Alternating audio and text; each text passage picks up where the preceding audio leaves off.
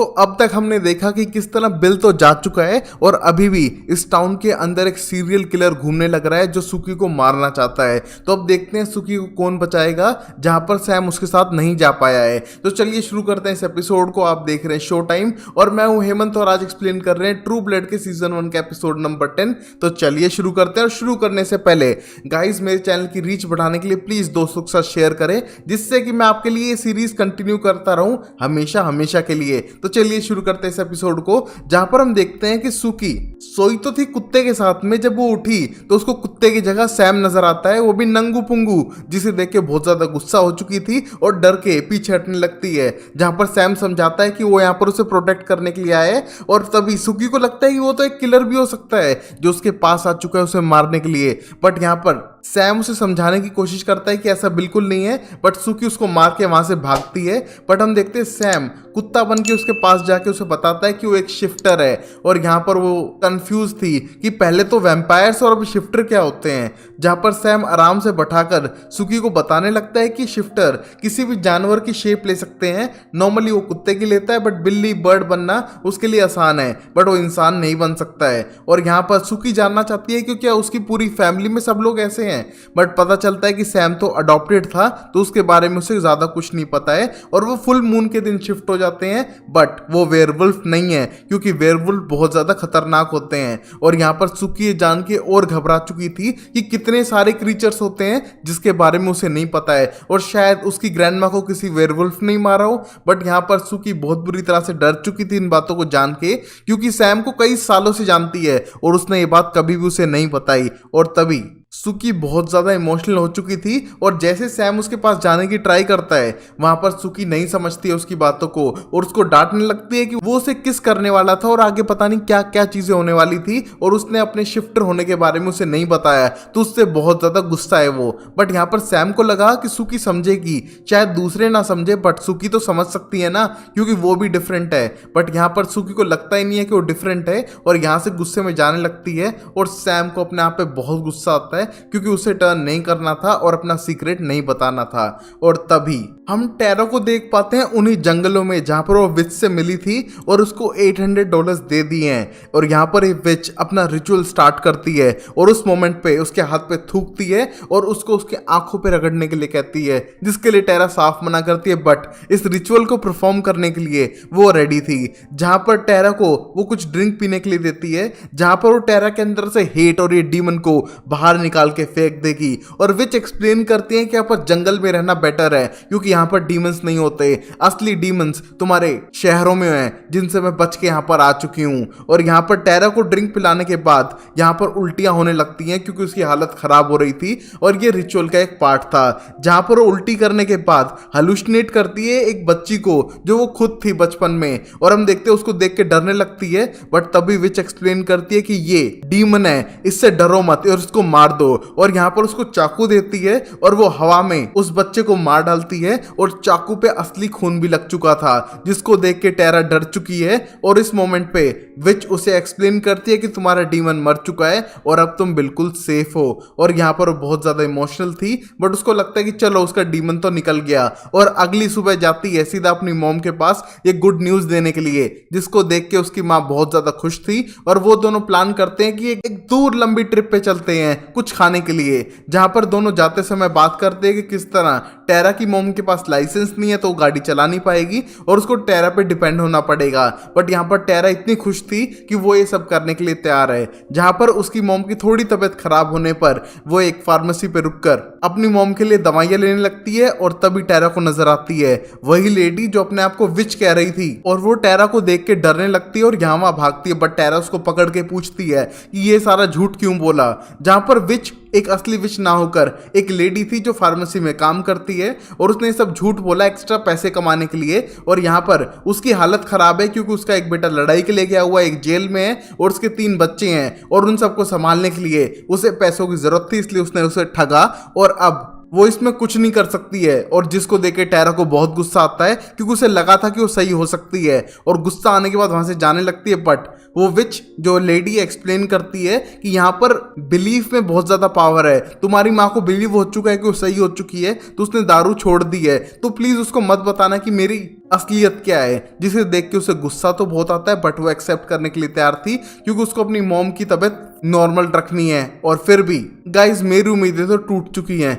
क्योंकि इस विच का जादू देख के मुझे लगा था कि मैं अपनी एक्स को इसके पास भेज दूं तो शायद वो सही हो सके, बट होना नामुमकिन है। और तभी हम देखते हैं अपनी मॉम के साथ जाने के बाद वो गुस्सा थी और सीधा टाउन की तरफ वापस जाने लगती है, जहां पर उसकी मॉम को समझ नहीं आ रहा है कि गुस्सा क्यों है, बट यहाँ पर टेरा ये बात किसी से शेयर नहीं कर सकती है। और वहीं हम देखते हैं एमी को एडी के साथ में, जहां पर वो एडी का वैम्पायर ब्लड कलेक्ट कर रही थी और वहां पर उससे थोड़ा गुस्सा थी और यहाँ पर उसको कोई वैल्यू नहीं दे रही है। और उस मोमेंट पे एडी एक्सप्लेन करता है कि जेसन एक अच्छा इंसान है और एमी नहीं। और यहाँ पर एमी को यह भी पता चल चुका था कि जेसन के साथ छुप छुप के एडी बात करता है, जहां पर वो उसके फ्यूचर के बारे में बात करते हैं कि कैसे जेसन को एमी बहुत ज्यादा पसंद है और वो उससे शादी भी करना चाहता है। बट एमी को ये बात पसंद नहीं थी क्योंकि ये सारी बातें इस एडी नाम के वैम्पायर से शेयर कर रहा है जो उसकी लाइफ में बिल्कुल भी कोई वैल्यू नहीं रखता है। और यहाँ पर उसको डांटते हुए उसका ब्लड निकालने की कोशिश करती है, बट तभी उसे मिलती है ट्रू ब्लड की बोतलें जो यहाँ पर जेसन उसे फीड करने लग रहा था। और यहाँ पर एमी को बिल्कुल पसंद नहीं है कि ये वैम्पायर को फीड करे,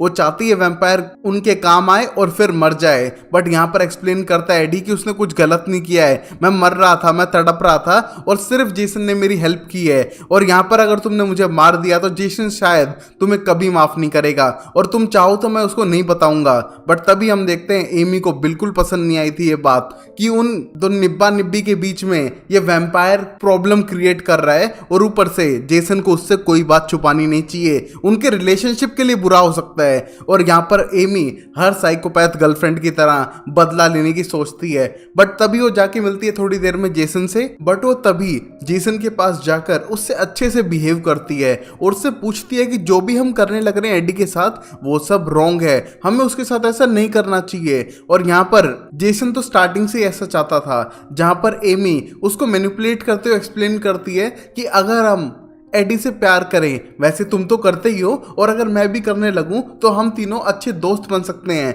वो हमारे काम आ सकता है। और अगर उसे स्टॉकहोम सिंड्रोम हो गया और वो बंदा उसी के साथ हमेशा रहने लग जाए, और वैसा अगर हो जाए तो हम बहुत ज़्यादा यूज़ कर सकते हैं एडी को पैसे कमाने के लिए, दुनिया घूमने के लिए और सब कुछ करने के लिए। और यहाँ पर छोटी बुद्धि वाला जेसन इस बात को एक्सेप्ट भी कर लेता है कि यहाँ पर एमी एडी को पसंद करने लगी है और इससे खुश होते हुए जाने लगता है। बट यहाँ पर एमी के प्लान कुछ और ही थे, जहां पर वो एडी को अपने रिलेशनशिप से निकालना चाह रही थी। और गाइज आपकी गर्लफ्रेंड कुछ आपसे ज्यादा ही स्वीट है तो समझ लो गड़बड़ पक्का होने वाली है। और फिर हम लाफायेट को देख पाते हैं जिसके पास उसका busy politician friend vampire blood मांगने के लिए आया था क्योंकि नर्वस है स्पीच देने से पहले, उसे थोड़ा वैम्पायर ब्लड चाहिए। बट यहाँ पर लाफायेट के पास कोई ब्लड था नहीं और वो रात को कलेक्ट करने जाएगा तो उसके साथ इंटीमेट होने की कोशिश करता है जिससे उसका मूड फ्रेश हो जाए। और यहाँ पर उसका दोस्त ये सुन के भी खुश था। और वहीं हम देखते हैं मर्लॉट रेस्टोरेंट में सैम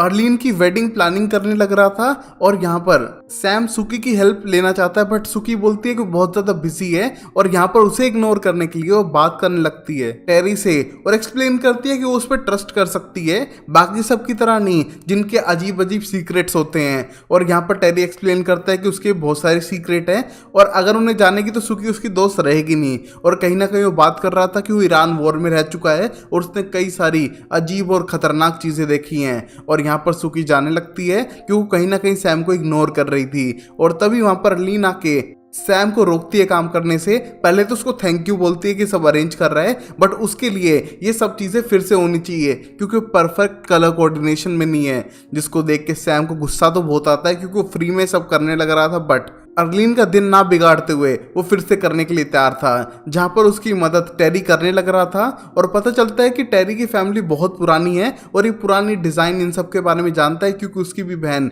ये सब चीजें पसंद करती है। और इन सब को याद करते हुए सैम को अपनी फैमिली याद आने लगती है, जहां पर वो एक टाइम पे डरने के बाद एक डॉग में बदल गया था और उसकी फैमिली ये सब देखकर डर चुकी थी और उन सब चीजों को याद करने लगता है और वापस काम पर लग जाता है। जहां पर हम देखते हैं रात को पार्टी शुरू हो चुकी थी और सब लोग एक्साइटमेंट में नाच गा रहे थे उसी मर्लोट्स रेस्टोरेंट में। और यहाँ सुकी अकेले बैठ के एंजॉय कर रही थी, जहां पर टेरी उसके पास आने की ट्राई भी करता है। बट हम देखते हैं यहाँ पर सुकी बिल को बहुत ज़्यादा मिस कर रही थी और ये देख के टेरी वहाँ से जाने लगता है क्योंकि मरे लोगों की बात तो बिल्कुल नहीं करना चाहता है क्योंकि उसके पर्सनल ट्रॉमा ही ऐसे हैं। और यहाँ पर सुकी अकेले बैठ के फिर से एंजॉय करने लगती है पूरी पार्टी को, बट उसे इन्वॉल्व होने में कोई मज़ा नहीं आ रहा है इस मोमेंट पर। और तभी जेसन उसी पार्टी में जाने के लिए तैयार होता है और जाने से पहले एडी को फीड करने लगता है ट्रू ब्लड और एक्सप्लेन करता है कि देखो अब एमी ने भी अलाउ कर दिया है तो छुप के ब्लड पिलाने की जरूरत ही नहीं है और एमी बहुत ही अच्छी है, तुम समझ नहीं रहे हो एडी। बट हम देखते हैं एडी एक्सप्लेन करता है कि क्या उसने तुम्हें बताया कि तुम मुझे छुप छुप के ब्लड पिलाते थे? उसको पता है, उसने सब कुछ चेक कर लिया है और वो तुम्हारे साथ गेम खेल रही है और वो एक साइकोपैथ है। बट यहाँ पर जेसन बोलता है मेरे साथ कोई नहीं खेल सकता, मैं यहाँ पर स्मार्टेस्ट हूँ। बट हम देखते हैं एडी को पता था ऐसा कुछ भी नहीं है और वो लड़की इसका बेवकूफ बना रही है हमेशा की तरह। बट हम देखते हैं जेसन ये मानने के लिए तैयार नहीं है और यहाँ पर जब एमी आती है दोनों चुप हो चुके थे और एमी एक्सप्लेन करते हैं कि यहाँ पर एडी उनकी फैमिली का पार्ट है और यहाँ पर वो टीवी लगा देगी उसके लिए, अगली बार वो जाएंगे तब। और यहाँ पर दोनों जाने लगते हैं उसी पार्टी में और अब एडी सोच रहा है कि उसकी मौत पक्का पास ही आने वाली है क्योंकि एमी पूरी साइकोपैथ है और उसे मार देगी। और यहाँ ब्लड कलेक्ट करने के लिए एडी के घर पे जा चुका है लफायेट और वहां पर उसके नाम मिलने पर उसे डर लगने लगता है कि अगर दूसरे वैम्पायर्स को बात पता चली कि वो ब्लड चुराने लग रहा है तो उसकी खैर नहीं है। और उसको लगता है कि पक्का ये जेसन नहीं किया है और वो जेसन को ढूंढने के लिए उसी पार्टी में जाने लगता है। और हम देखते हैं यहाँ पर लफायेट की हालत सच में टाइट है।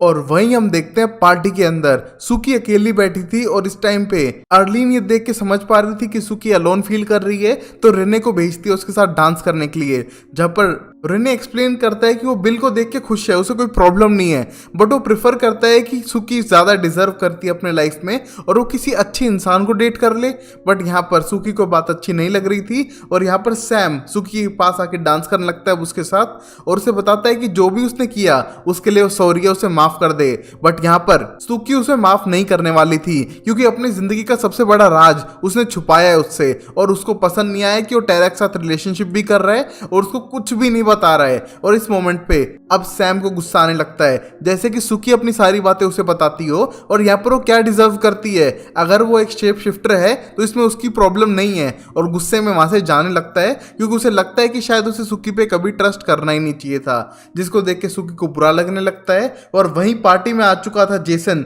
जो अपने दोस्त होयट और रेने के साथ ड्रिंक करने लगता है और यहाँ पर सब लोग खुश थे, स्पेशली होयट एमी को देख के कि शायद वो जेसन की बेस्ट गर्लफ्रेंड है जो उसे भी पसंद आई है और शायद जेसन को जल्दी से जल्दी शादी कर लेनी चाहिए इस लड़की से। बट यहाँ पर जेसन को डाउट था कि उसे अभी शादी करनी चाहिए या रुक के, बट रेने को लगता है कि जल्द से जल्द शादी कर ले तो बेटर है क्योंकि एमी जैसी लड़की उसे आगे नहीं मिलेगी। और यहाँ पर ये देख के तीनों दोस्त खुश होने लग रहे थे और तभी होयट की मोम आके उसे डांटने लगती है कि इतनी ड्रिंक मत करो। बट यहाँ पर होयट शराबी की एक्टिंग करते हुए अपनी माँ को धमकाता है कि वो और पीने वाला है, 3 नहीं 7 बोतलें पिएगा और यहाँ पर वो फुल ड्रंक होके यहीं पर पड़ जाएगा बट तुम्हारी बात नहीं सुनेगा। जिसको देख के होयट की मम को गुस्सा तो बहुत आता है बट वो कुछ कर नहीं पाती है। और यहाँ पता चलता है कि होयट की जिंदगी पूरी तरह से उसकी मॉम ने अपने कब्जे में करके रखी हुई है, ममाज बॉय बना के रखा हुआ है उसे, और जो होयट को बिल्कुल भी पसंद नहीं है। और वही हम देखते हैं अर्लीन एमी और सुकी बैठ के बात करते हैं जहाँ पर अर्लीन बहुत ज्यादा खुश थी, रेने उसके बच्चों को अच्छे से बिहेव करता है और बाकी सब चीजें धीरे धीरे सही हो जाएंगी उसके साथ। और यहाँ पर एमी भी जेसन की तारीफ करती है कि वो कितना अच्छा है और वो बिल्कुल सिंपल है और जो भी मन में होता है साफ कह देता है। बट सुकी का मानना था कि उसका भाई जेसन सोचता ही तो नहीं है, उसमें बुद्धि हो तभी तो सोचेगा और हर कोई ना कोई सीक्रेट तो पक्का रखता है क्योंकि कहीं ना कहीं वो अब सैम से गुस्सा थी और उसे लगता है कि सारे मर्द लोग कुछ ना कुछ झूठ बोलते ही हैं, जिसको देख के अर्लीन और एमी को समझ नहीं आ रहा था कि यहाँ पर सुकी इतना गुस्सा क्यों है। और तभी हम टेरा को देख पाते हैं जो फुल ड्रंक है क्योंकि उसने इतने सारे पैसे लॉस्ट कर दिए हैं और उसका कोई इलाज हुआ नहीं उस विच से। उसके बाद वो बहुत ज्यादा ड्रंक है जिसकी हालत देखकर सुकी उसको कंट्रोल करने के लिए कहती है, जहां पर टेरा सुकी से मिसबिहेव करती है कि यहाँ पर वो डेट कर रही है सैम को तो उसकी प्रॉब्लम नहीं होनी चाहिए और उसका बॉयफ्रेंड ब्लड पीने वाला है, उससे तो बेटर ही है ना सैम। और यहाँ पर सुकी कहीं ना कहीं उसको हिंट देना चाहती थी कि सैम एक शेप शिफ्टर है, बट यहाँ पर वो बता नहीं पाती है। और उसी मोमेंट पे हम देखते हैं सैम के पास तो डिटेक्टिव एंडी आ चुका है, जो उससे पूछने लगता है कि तुम्हारा पास्ट क्या है, ना तुम्हारे कोई रिकॉर्ड है, और इस टाउन में आने से पहले तुम कहाँ थे। जहाँ पर सैम एक्सप्लेन करता है कि वो अडॉप्टेड है और उसका किसी भी मर्डर से कोई लेना देना नहीं है, जिसके बारे में एंडी सोच रहा है। बट एंडी को तो लगता है कि यही कातिल है, क्योंकि पहले भाग चुका था, इसका कोई रिकॉर्ड नहीं है। बट यहाँ पर सैम विजन करने लगता है अपने अडॉप्टेड पेरेंट्स के घर को, जहाँ पर उस रात के बाद जब वो जानवर में बदल गया था, वो घर छोड़ के जा चुके थे, सिवाय सैम के रूम को। और हम देखते हैं इस मोमेंट पे बहुत ज्यादा इमोशनल था उन चीजों को सोचकर, और यहाँ पर एक्सप्लेन करता है कि उसने कुछ गलत नहीं किया है, उसके पेरेंट्स अडॉप्टेड थे और वो एक कातिल नहीं है। बट यहाँ पर एंडी तो उसका पीछा छोड़ने के लिए तैयार ही नहीं है। बट तभी यहाँ पर आ चुकी थी टेरा फुल नशे में, जहाँ पर वो एंडी को खूब डांटती है कि यहाँ पर ये कोई काम नहीं है डिटेक्टिव पने करने का, तुम यहाँ से जा सकते हो। और उसको डांटते हुए सैम को अपने साथ ले जाने लगती है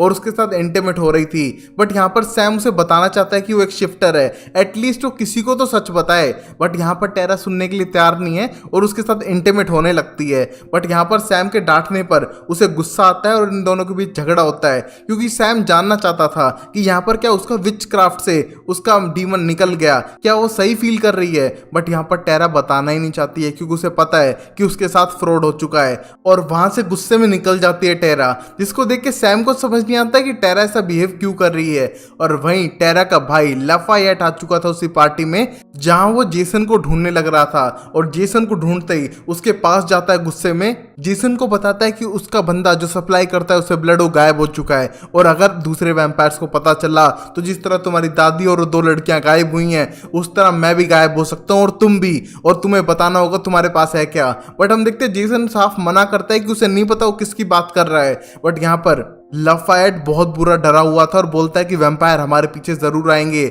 जैसे ही पता चलेगा वो बंदा गायब हो चुका है, वो तुम्हें भी मार सकते हैं जैसे तुम्हारी दादी को मारा है, और मैं नहीं मरने वाला हूं। और ये कहते हो डर के वहां से भागने लगता है। और अब जेसन समझ चुका था शायद गड़बड़ बड़ी है और उसको अपनी गलत करी हुई चीजें सही करनी ही पड़ेंगी। और वही हम देखते हैं सुकी को, जो अकेले जाने लगती है और आइस लेने के लिए, और यहाँ पर लाइट्स बंद होती हैं और उसे विजन आते हैं किसी इंसान के जो मारने के बारे में सोच रहा है, और जैसे उसने पहले भी किसी को मारा होगा। हम देखते हैं उन विजन को सोचते हुए वो समझ जाती है कि जो किलर उसे मारने आ रहा है वो इस रेस्टोरेंट में अभी है, और वो डर के छुपने लगती है। और जैसे ही वो अटैक करता है, वो यहाँ वहां भाग के अपनी जान बचा रही थी। बट हम देखते हैं गाइस, किलर स्टार्टिंग से ही सुकी के पीछे था और वो इस पार्टी में भी आ चुका है, जहां पर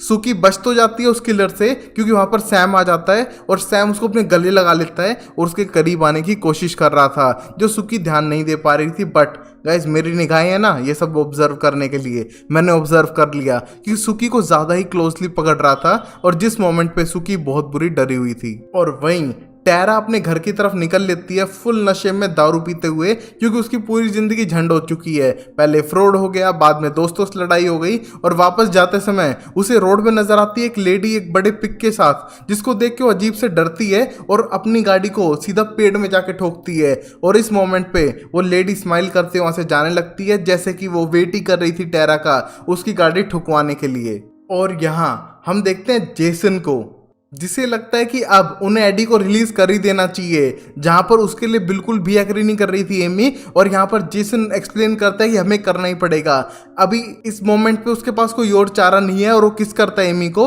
और सीधा खोलना स्टार्ट करता है, जिसको देख के एडी बहुत ज्यादा खुश था। बट यहाँ पर एमी मानने वाली नहीं थी, वो एक बड़ा सा वुडन प्लैंक लेके सीधा मारती है एडी को और उसको खत्म कर देती है, जिसको देख के जेसन डर चुका था और पता चल चुका है उसका रियल फेस कि कितनी बड़ी साइकोपैथ है एमी। बट इस मोमेंट पे कुछ नहीं कर सकता है, क्योंकि अब तो एडी मर चुका है। और अब देखते हैं जेसन की छोटी बुद्धि में अकल आती है कि नहीं, और वो एमी से रिलेशन रखेगा कि नहीं अगले एपिसोड में। और अब हम देखते हैं बिल द वैम्पायर को, जो जा चुका है एरिक और पैम के साथ अपनी सुनवाई के लिए, क्योंकि उस पे इल्जाम लगा था अपने ही काइंड को मारने के लिए, जो था लॉन्ग शैडो। और यहाँ पर मैजिस्टर फैसले करता है, जहां पर हम देखते हैं उसने एक का फैसला सुनाया था, जिसने दूसरे वैम्पायर की ह्यूमन पे फीड किया था कि उसके दोनों दांत निकाल दिए जाएं और यहाँ पर 3 महीने तक उसे भूखा मारा जाए। जहां पर गाइस वैम्पायर्स में लोग बहुत फेमस है कि अगर एक वैम्पायर एक इंसान को चुन लेता है उस पर फीड करने के लिए, तो वो सिर्फ उसी का है,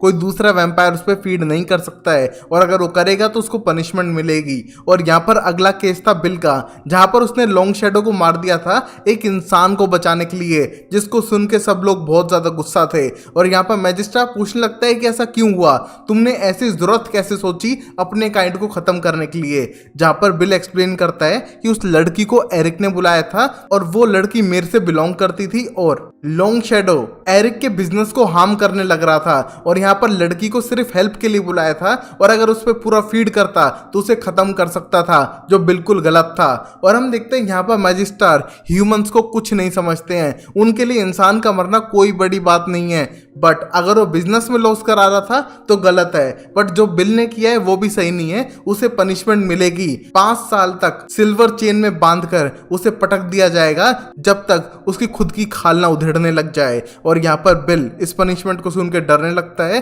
कि तब तक सुकी की रक्षा कौन करेगा उस सीरियल किलर से, बट यहाँ पर अब वो कुछ नहीं कर पा रहा था। बट यहाँ पर मैजिस्ट्रेट को पता चलता है कि किस तरह बिल इंसानों पे बहुत ज्यादा दया रहम दिखाता है, जो बिल्कुल भी सही नहीं है। उसको सबक सिखाने के लिए एक दूसरी सजा रखी थी, अगर उसे 5 साल चेन में बंध के नहीं रहना है तो वो थी एक इंसान को वैम्पायर में टर्न करना, जो बिल ने अब तक नहीं किया था, जिसके लिए पहले तो बिल मना करता है, बट वहां पर उस लड़की को लाया गया था और यहाँ पर लड़की डरी हुई थी और बहुत बुरी घबराई थी क्योंकि उसे किडनैप करके यहाँ लाया गया है, जो बहुत ही भोली भाली सी लड़की है। बट यहाँ पर बिल के पास कोई ऑप्शन नहीं था, पहले तो साफ मना करता है और 5 साल वाली सजा को एक्सेप्ट करता है, बट थोड़ी देर में समझता है कि उसे इस लड़की को वैम्पायर में कन्वर्ट करना ही पड़ेगा, और उसके ऊपर फीड करने लगता है, जहां पर ये लड़की चिल्लाती है डर से और उसका पूरा ब्लड पीने की कोशिश कर रहा था बिल। और यहीं पर एपिसोड खत्म होता है, जहां पर शायद बिल एक और नया वैम्पायर बना लाएगा अपने साथ, जैसे एरिक के पास पैम है। और आगे देखते हैं होता है क्या, कि ये सीरियल किलर है कौन, क्या सैमी सीरियल किलर है, जानते हैं अगले एपिसोड में। और ये लेडी कौन थी जो पिक के साथ रास्ते में खड़ी थी, ये सब देखते हैं अगले एपिसोड में। और गाइस अगर आप लाइक करोगे तो मैं सीजन 2 भी लाऊंगा, तब तक के लिए वीडियो को लाइक करो, चैनल को सब्सक्राइब करो, देखते रहो शो टाइम अमेजिंग सीरीज के लिए। तब तक के लिए take care, bye bye, sayonara and Tata.